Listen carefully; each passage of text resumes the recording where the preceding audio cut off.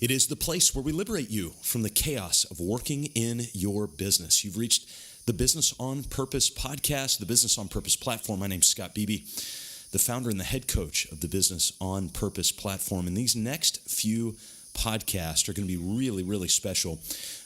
We do this on a regular basis down in the low country of South Carolina, where our geographical headquarters is.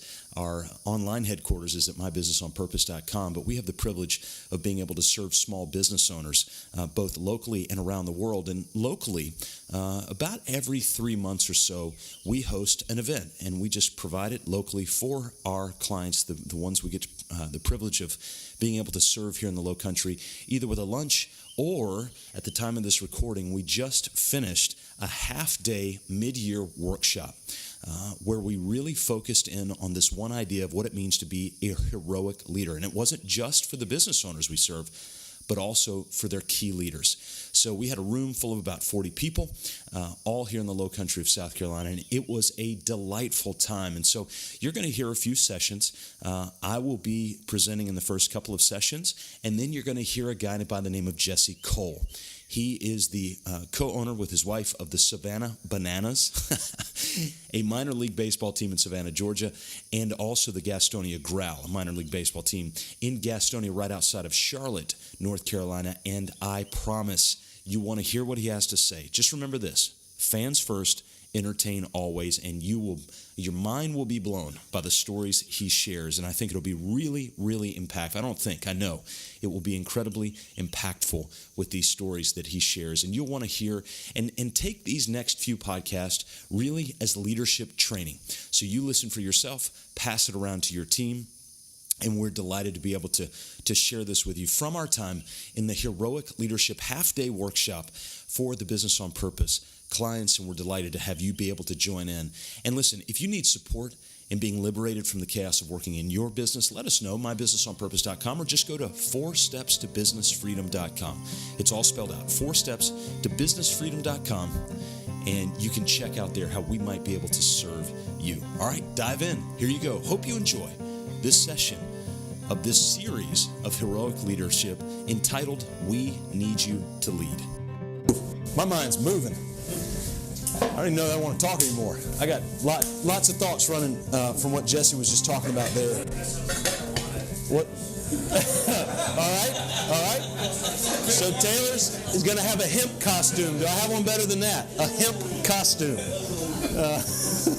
Wow. Any other thoughts as you guys are talking about what Jesse was just talking about in terms of the culture? I mean, he's done a 180 from everybody, literally everybody. Have any of you thought about like what? And I was mentioning here, one thing that he kind of glossed over that I really want to make sure you hear was he said video. Yep. Video.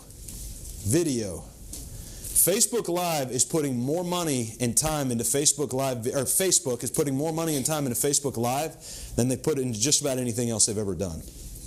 Because they realize the engagement level of video and what that does, that I can see, kind of experience with you. I can't smell it or taste it, but I can see it as it's moving.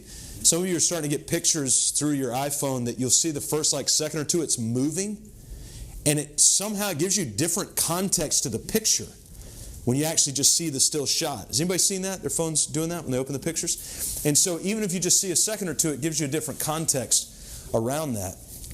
And video is a big deal. I don't want you guys to lose that. I know that Justin Harvey and Premiere, they've started doing a little bit of videos, and just posting pictures. And you're like, they're an exteriors company. I mean, who's interested? They got views. People are seeing them. And it's bringing some level. And here was the word he used, was expert. I can line up 10 architecture firms, but only one of them is going to be the expert. Which one's it going to be? You think it's the one not using video, not doing training, not talking openly about what they do, or is it the person who's putting up a YouTube video once a month or Facebook Live once a week saying, hey, by the way, did you know that when we build a house, we use this angle on this house? Well, guess what? Every other builder uses the same darn thing. But you're the one talking about it, so you're the perceived expert. And so don't gloss over that, because part of what the brilliance of what they built is they have distribution of their message. If they didn't have distribution of their message, it wouldn't be as big as it is. So they've built the culture. They've worked hard to build the culture, but you got to have a distribution of that culture. And they've leveraged that. And you can look at that and say, well, they're Savannah Bananas. They're an entertainment company and all that stuff. We just blank. I'm sorry. I'm going to call BS on that, guys. I am. Because I don't care. I don't care what you do. I don't care if you're a morgue putting people in the ground, right? It's pretty depressing. But there's something you can do about that. You know, it's funny. I was telling Garrett just a minute ago, I don't ask these questions out loud. But when I fly over a big, like, warehouse concrete pad, I do wonder silly questions like how long do you have before that stuff sets? I don't ever ask anybody that question, but I've got that question. I think it'd be cool if Garrett was like doing one-handed push-ups on one of those pads while it was, he can't do one-handed push-ups. All right, two-handed push-ups in the concrete while it was setting. I mean, that'd be hilarious, wouldn't it? I'd watch that. And while he was telling us this is how long it takes to set. Some of you are going to roll your eyes at. That's fine. Roll your eyes. But I want to laugh. Like, I think that'd be funny to do that. Some of you are going to roll your eyes at he normally walks around in a yellow tuxedo with a yellow top hat. That's how you'll see him at the games. And you'll roll your eyes and go, that's so stupid, so stupid. But you look, don't you? I look every time. I look every time. And so there's value in that sometimes. And you can balance professionalism. I told Jackie I'm excited to see what he wrote about the whole fans. Okay, yeah. So the whole fans first in a law firm. That's like, whew, how's that going to work? You know? Because think about, what do you think about when you think about a law firm? Spout it out. What do you think about? Ryan Mickelson. Number one lawyer, Bluffton, Ryan Mickelson. What do y'all think about? Like, how does it look, feel? Fees. Fees per sentence, right? One sentence email, fee. Fee per text. The hourly rate.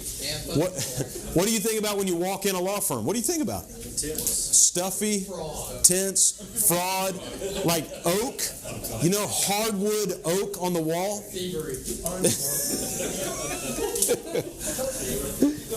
Hey, never said this group wasn't candid. He did pay you guys a huge compliment and just said this is a great group, and I happen to agree. Most of the time, I happen to agree. So all right. So Jesse talked to us about kind of from the mentor's perspective, a guide's perspective, to come back, right, and take a look at it. And so what he provided for us over the last hour was just brilliant. I thought was brilliant, where he can just give us a peek and an insight, a look into things completely differently. And I am dead serious about following up on the book club. I'm going to eat every one of you guys up about that, because I think there's incredible value in that. I loved what he said. I wrote it down on a Post-it note that I have 3 mentors and they're all dead. 3 mentors and they're all dead. How does he get that? It's books. He reads. So now we're at the point where we saw our hero was just doing repetitious stuff. The hero got called out. The hero rejected the call. Then a mentor, the Obi-Wan Kenobi, steps in and basically said, hey, there's a new way we can do this. There's a different way we can do this. And so now Jesse's got us all fired up, or at least half of us fired up about, all right, what's a new way we could do this? What's a new way we could do this? So now we've got to get to the point where you have 1 or 2 options. You can either sit in the conference room and go, yeah, what is a new way? What is a new way? What is a new way? Here's a new way. Here's a new way. Here's a new way. Here's a new way. A buddy of mine, Shane Sams, is a football coach at a high school, and his wife was a librarian. 4 years ago, she was selling PDF lesson plans online through Teacher Pay Teacher. She got so big, she started her own online business doing teacher lesson plans. It inspired Shane. He started selling football plays to football coaches. And a month ago, they just sold one of their websites for 7 figures. He just told me last week.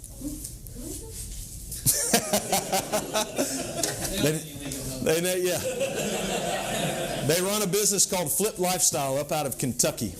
And I was talking to Shane last week, and here's what he said. He said, I've given up big meeting note portfolio pads or whatever. He said, if I can't fit it on one Post-it note, that's why I've got Post-it notes today, by the way. If I can't fit it on one Post-it note, I know I'll never get it done. I'll never get it done. And so I want to kick you guys out of the conference room now. So Jesse's got us motivated. We were safe and comfortable and all that to hear some of these real innovative things. But we're going to need to get kicked out of that. We're going to need to move out of that. Now, part of you, some of you business owners, part of your moving is delegating things, getting things off of your plate onto the plate of some other people. That's why I want to keep going back to what Jesse said. He mentioned nothing about the processes of hosting a baseball game.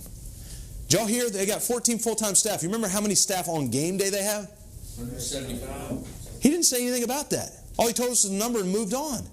My process brain going, ho, back up.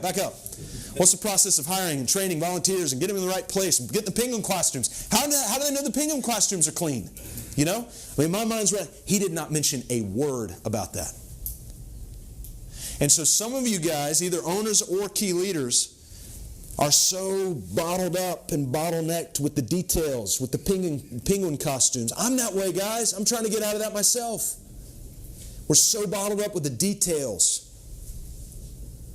that it doesn't allow us time to work on what he was talking about.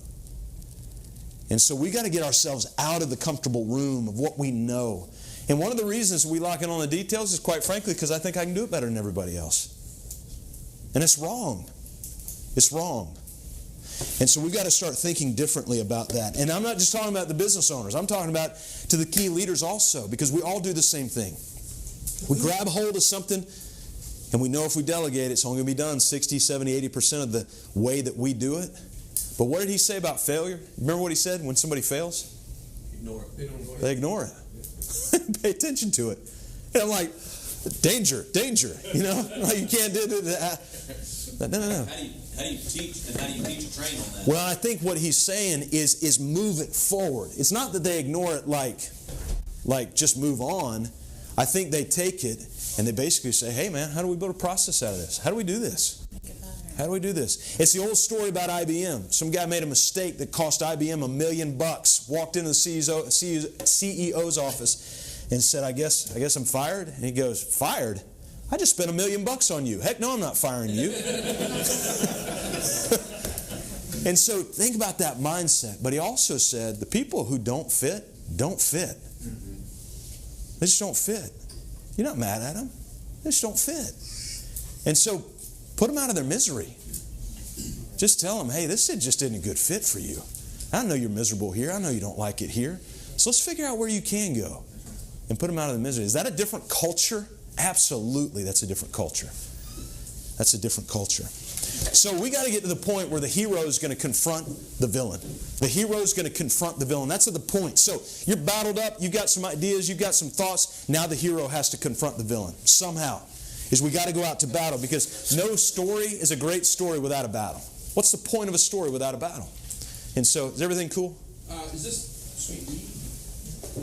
Easier to work on high-speed internet. It's not sure which one it is. I'm not sure. You may want to come right through here and go right upstairs. There's some guys upstairs that would answer that better than I would. So I apologize for that.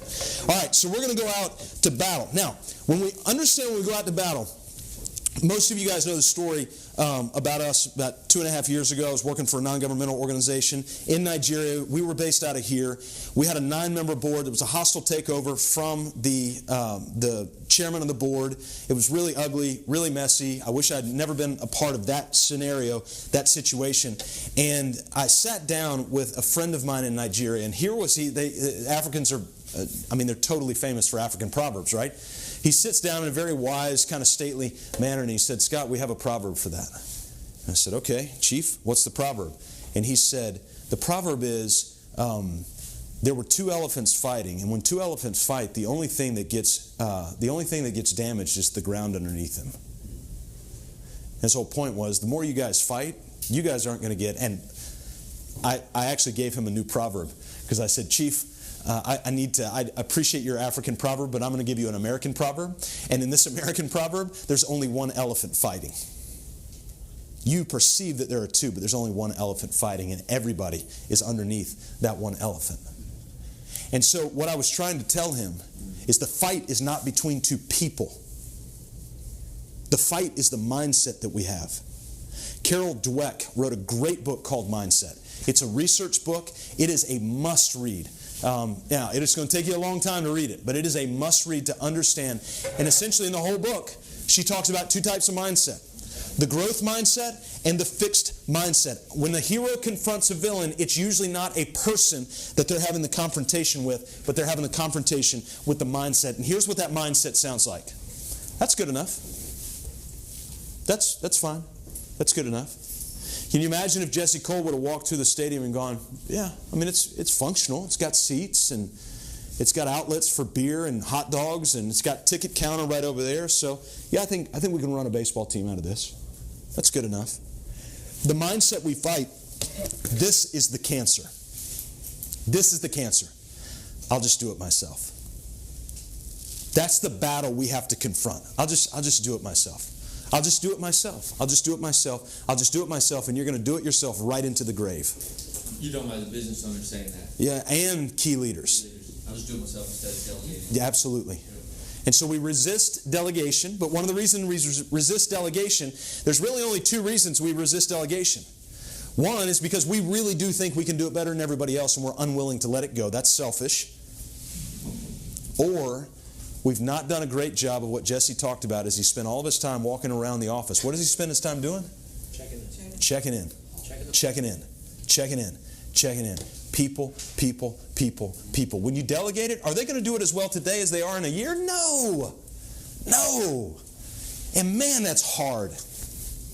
Because I want them to. You know? When my daughter started driving, does she drive better today than she did when she said yes? It's just kind of how things naturally evolve. And you know what else is going to happen here in a few years? She's going to kind of master driving. There are some companies, I forget, it's a hedge fund, I forget the name of it. What they do is as soon as you reach mastery and proficiency in your job, you're fired from that job. You have the first right to find a new job within the company and create a new role, but you're fired from that job. It's because they want nobody becoming complacent at what they do. And so they have developed a culture of delegation. And if you don't progress in your job, then you will be fired. So you're going to be fired from your job. The question is, do you want to be fired because you're going somewhere new in the company, or do you want to be fired just because you're not going to do it?